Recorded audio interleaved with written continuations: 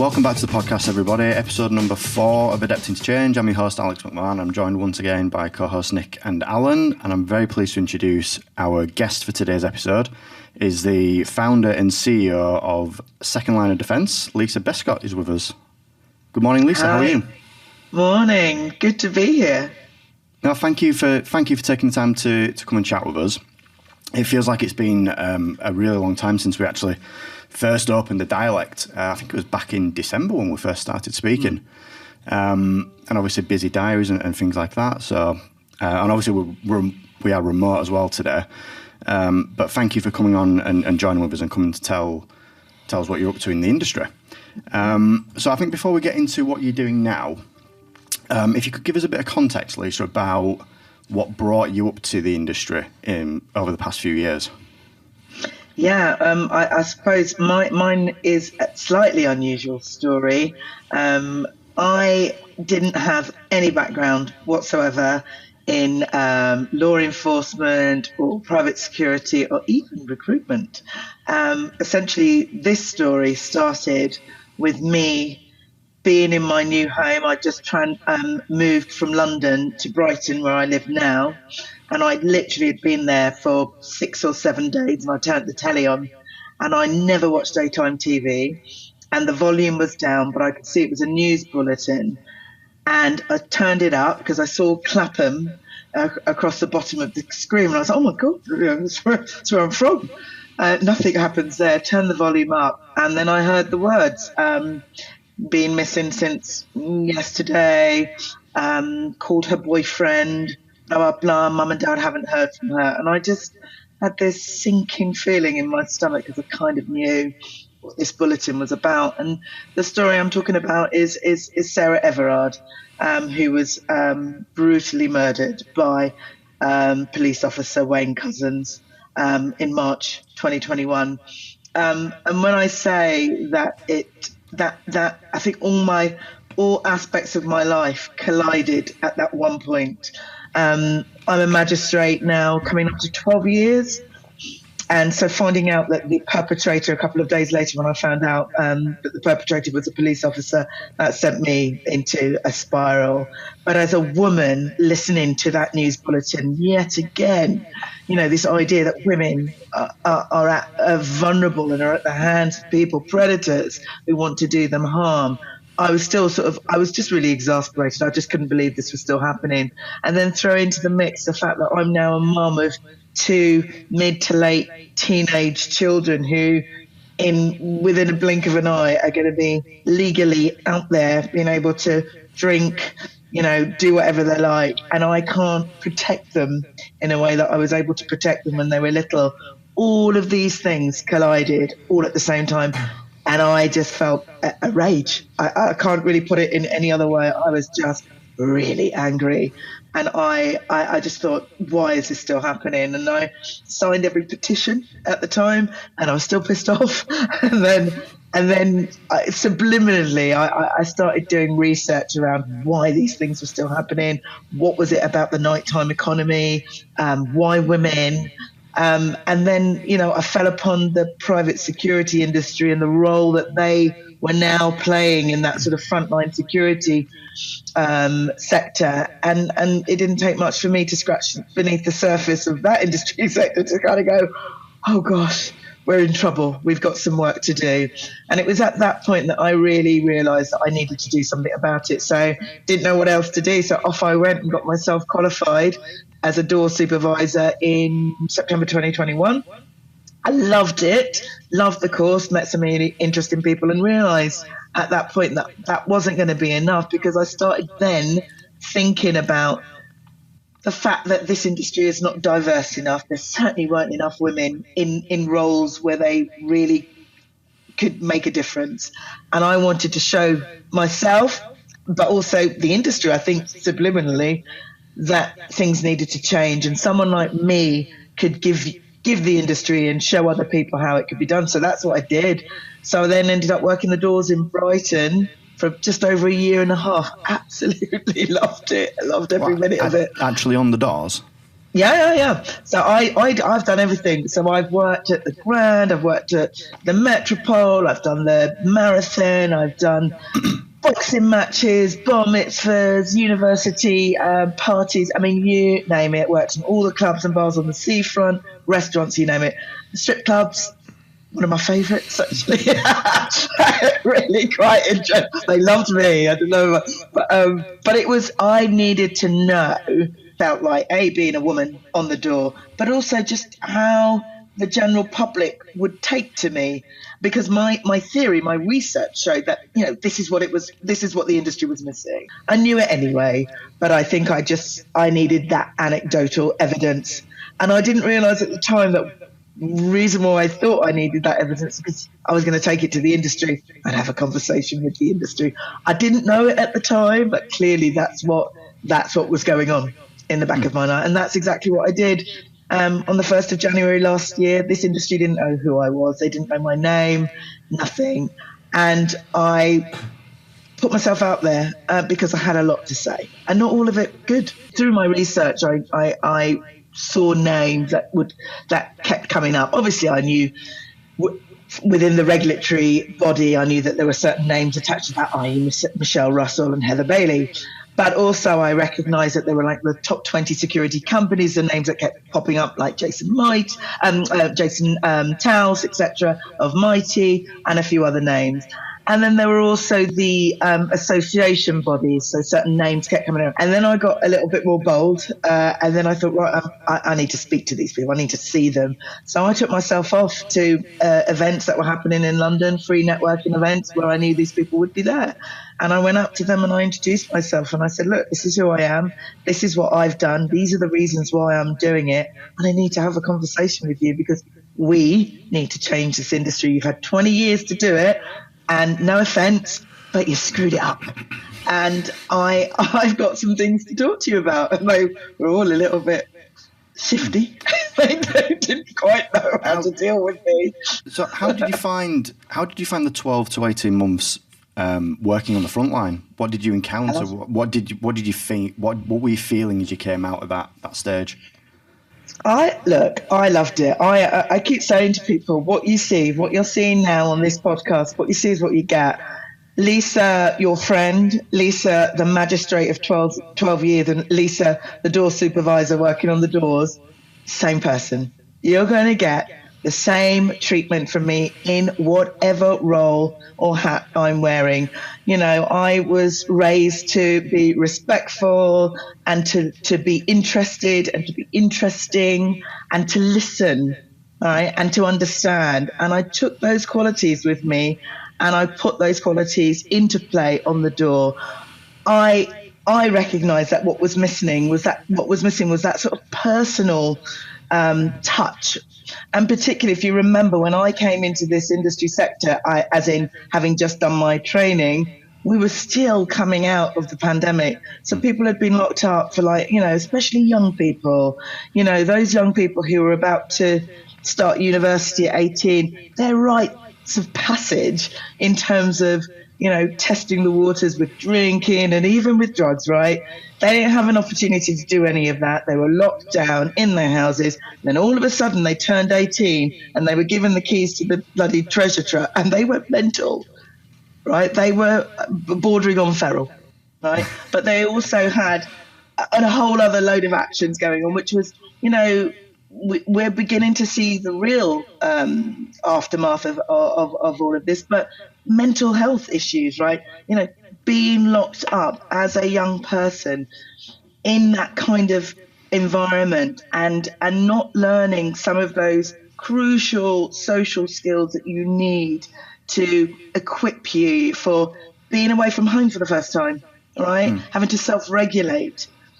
All of that went out of the window. And so what I found was actually, again, being a mum, being a woman in that circumstance, I was able to be me and give them especially those young people, give them what was absolutely missing in this new stage of their life. So, half the time I, was pulling hair out of people's faces as they're puking up down the toilet, but I was just also there to give them a hug. and to tell them it was all right. And this was something that this industry at this level and some of the places up, they'd never seen that before. They'd never seen it before. I was going to say, because a lot of people go out with a preconceived idea about someone who works on a door or a bouncer as a bit quite big, quite thuggish, if you will. How was your style and your tact received by the punters? And did you see kind of a bit of a paradigm shift between people that you were working with? So the punters just absolutely, as I said, they half the time they couldn't actually believe I was working on the doors. They all thought I was going in because, when I turned up, I'd have my red lipstick on. And at the time I had peroxide blonde hair. So my nails were all sort of looking really sturdy. So I was looking great, right? Because just because you're working on the doors doesn't mean you're not going to look good whilst you're doing it. And they were just like, what? You're working here. You're not going in. I was like, no, I'm here to look after you. And then I'd be talking to them about, I love your shoes, or open your handbag. Oh, that's nice. And they were just like, whoa. We've never experienced this before. And the response was amazing. They absolutely loved it. And they were just like, especially the young men and women who were at university age, they were just like, we've never had this before. Normally, we're growled at on the door, but you're completely different. So that was the first thing. And for me, that was absolutely seriously important, because as I keep saying to the industry, at that point on the door is when you establish that kind of that intimate contact with the people that you're safeguarding. It's at that point that trust is built, right there and then, at the point that you interact with them before they go through the door. And if you're able to do that at that point, it means that when stuff, and it does go wrong, when it goes wrong inside the club, number one, especially if you're a young woman and you've been assaulted, you're not going to be afraid to come and have a conversation and tell the truth about what's happened. That's number one. But also, just genuinely speaking, if anything kicks off, I've been there putting people to one side, just about to kick off and have a fight. But because I say to them, look, it's me, it's Lisa. Do you remember we had a conversation half an hour ago? They'll take stock, they'll think about it, they respect you, and they'll walk their separate ways. The power of conversation, the power of communication, I cannot stress how important it is in this role. Front of house essentially is what you play as a door supervisor. Empathy, the ability to communicate, the ability to see people as individuals, at the point at which before you've even taken their money, that's the point at which it's really important. If you want things to happen smoothly inside the premises, you need to make sure that contact and that respect, that mutual respect and understanding takes place before they cross the threshold. It's really important. And it's such a simple thing to do. But unfortunately, if you think about the majority of people who are doing the job and have been doing that job for a while, it's slightly out of their comfort zone. They haven't necessarily been taught to interact with their punters in that way. And it's not to say that it's an impossible task. It's not to say that it's something that they can't learn. They've just never had the opportunity to. And I think this is a part of the problem with the training that goes in at that entry level. It needs to be much more reflective of what is actually happening in the world that we live in at the moment, right? 2003, when that first training program, SIA training program came out, there's no bearing on what's going on in 2024, right? It is a completely different world. And we have to take into consideration all sorts of things, from neurodiversity to culture to heritage, spiking, all of these things that were not issues, are basically the most important things that we should be considering when we're training our frontline staff. Did any of that come up on the training when you did it a couple of years ago? Well, the interesting thing is, obviously the training covers, a whole section of the training course covers the Equality Act 2010. However, and it talks about the 9 protected characteristics.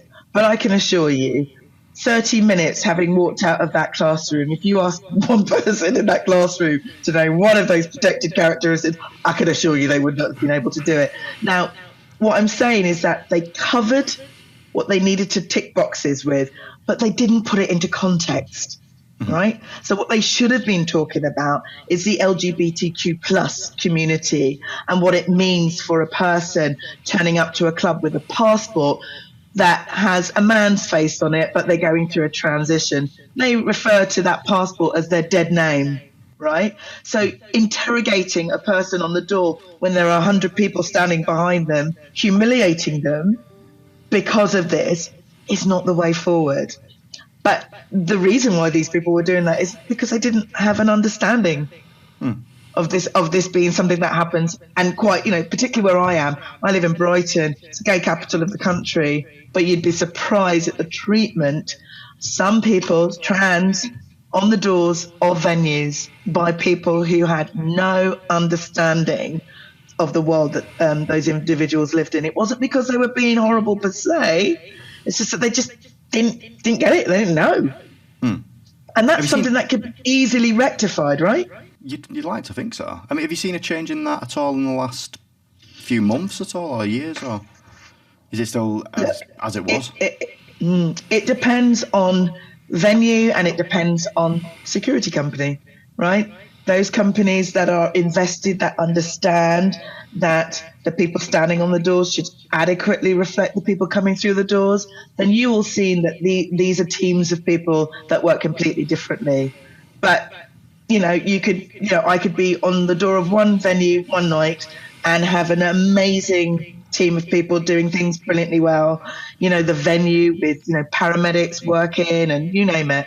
And I'd go the next day working at a place around the corner, completely different ball game. And this is the problem. No benchmarks, no standards per se, cross industry to stop this kind of inconsistency in the delivery of service safeguarding. Did you feel like that kind of led you nicely into what you do now with your recruitment firm? I at the time when I was doing this work, so I'd probably been working on the doors for about 6 or 7 months before the idea of recruitment came out, and it was precisely that I was learning not what to do, right? I had a strong feeling about just being someone like me, being able to converse with people, being personable, what that could be, what that could bring to the role. I knew that in my heart, in my gut.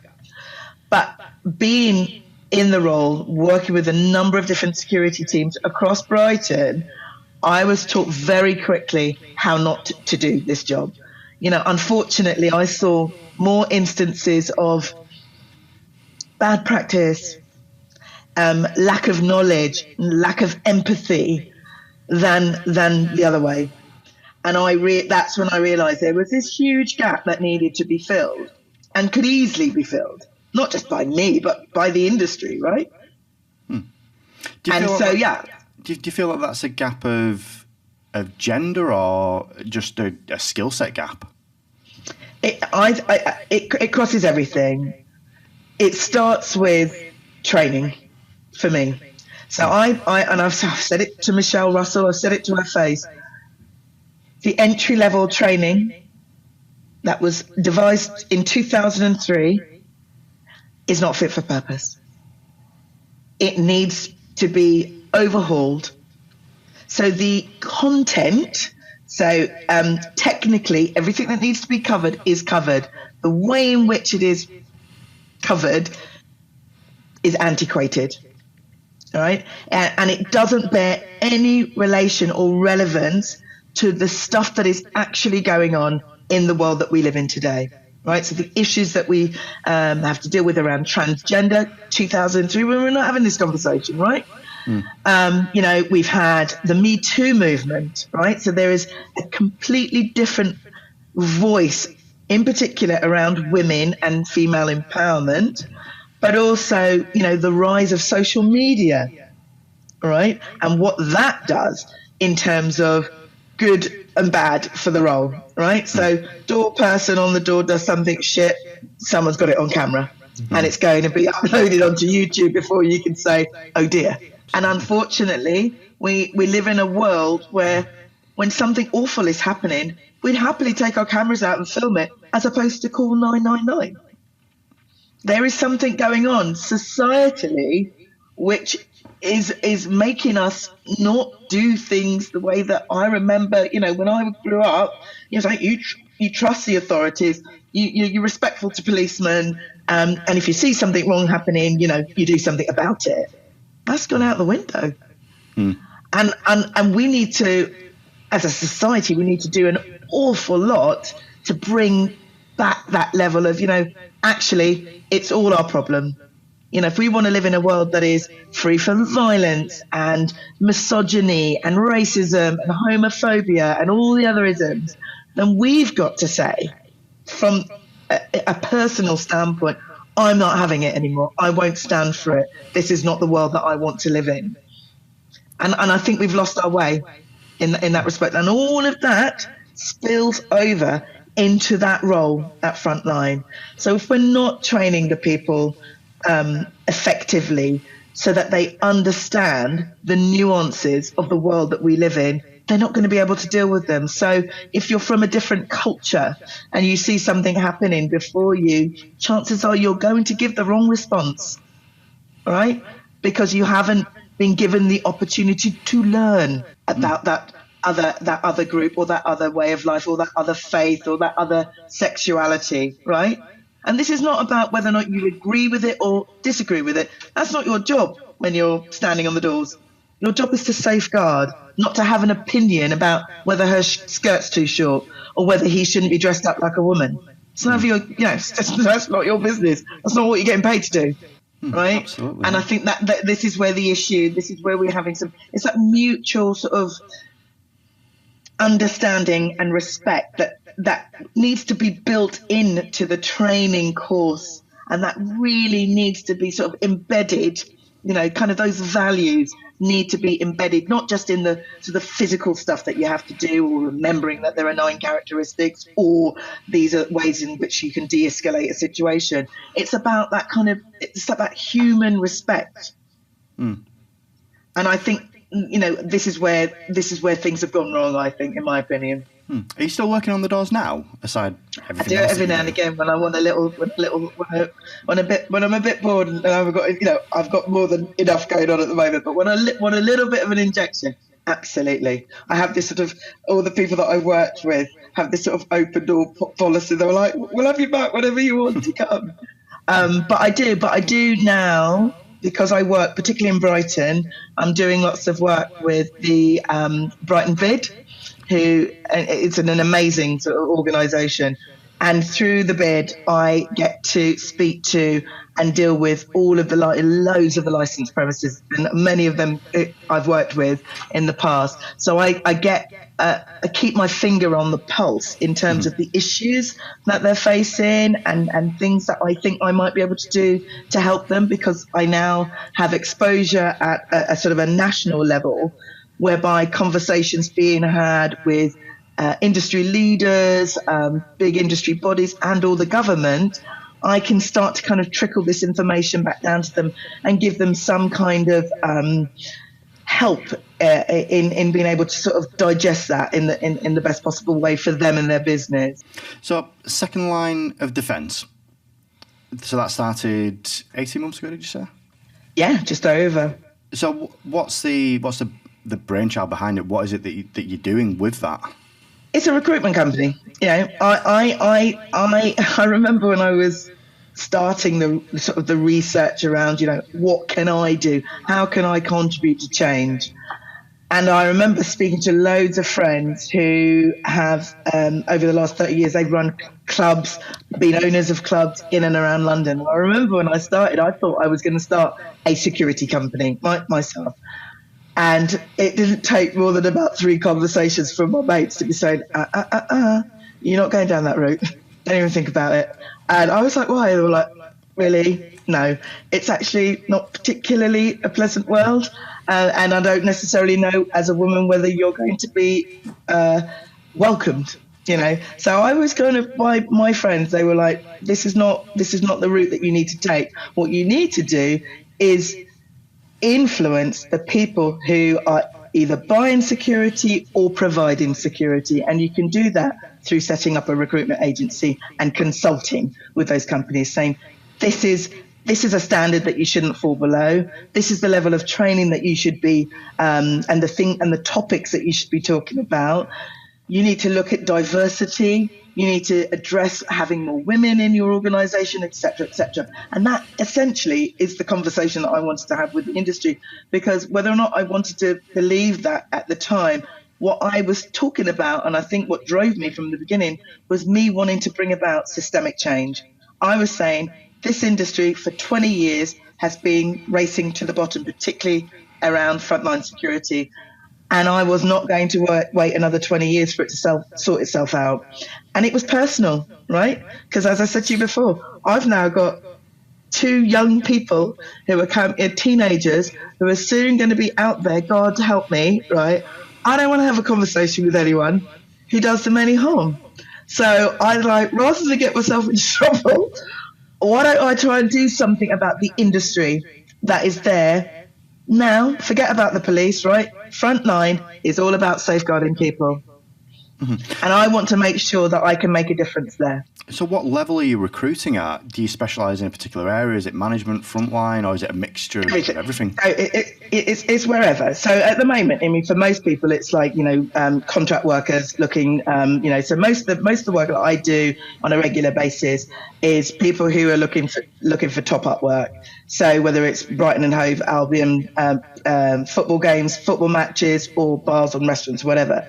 But where I want to make a change is influencing, it's that 80-20 rule. The top 20, 25 private security companies in this country basically deal with about 80% of that frontline security. Now, I want them to take a proper look at their diversity policy, and I want them to interrogate properly how many women they have at all levels of their organisations, and I want them to absolutely commit to changing those figures. There's not one of those organisations that can actually tell me that they've got a number that is worth even thinking about. We make up 51% of the population. I'm working on the race task force with British Transport Police, and I help them and advise them on their initiatives around preventing violence against women and girls. And I keep quoting BTP because we had the census in 2021 and they took a really, really bold move as a national police force. And they looked at the number of people of colour, the number of women, et cetera, et cetera. And I think the number that they had for women within the force was anywhere between about 22 and 24%. They have made a commitment that within the next 5 years, they are, as a minimum, going to hit the national census level of 51% for women in their force. Why not? Wow. Why not? Commitment. Right? Mm. Correct. And you know what? It doesn't even matter if within 5 years they haven't hit it. The fact that they are openly committing to it is something that, I'm sorry, I don't think I've come across one security company within the top 25 who's been willing or able to do that, and this is the challenge. I was going to say that was going to be my next question. How did you find the conversations went with? I don't know what level you spoke to within those organisations, but how was your message received by those companies? You don't have to name and shame anyone, but no, I won't. I can absolutely tell you that they came to me. Once I kind of got my name out there, they were coming to me. I thought my biggest problem was actually getting a foot in the door and having a conversation. No, they were coming to me. And they were nodding their heads and agreeing with me. And still, I am finding it difficult to get any one of them to commit to a number. Let's just say the top 10 have less than 5% women, across the board in their security organisation. I haven't even been able to get one of them to commit to increasing that by 5% within a 5-year period. And Wow. and this is what is exasperating. This is what is saddening, because on the surface, they're all saying the words and they're all speaking the language and they're all showing you to their diversity policies, but actually it's not translating. And I don't understand why. So we're just going to take a break now, and we're actually going to split this episode into two parts due to the length of the conversation that we're now having. So this is the end of part one. Join us again very soon for part two.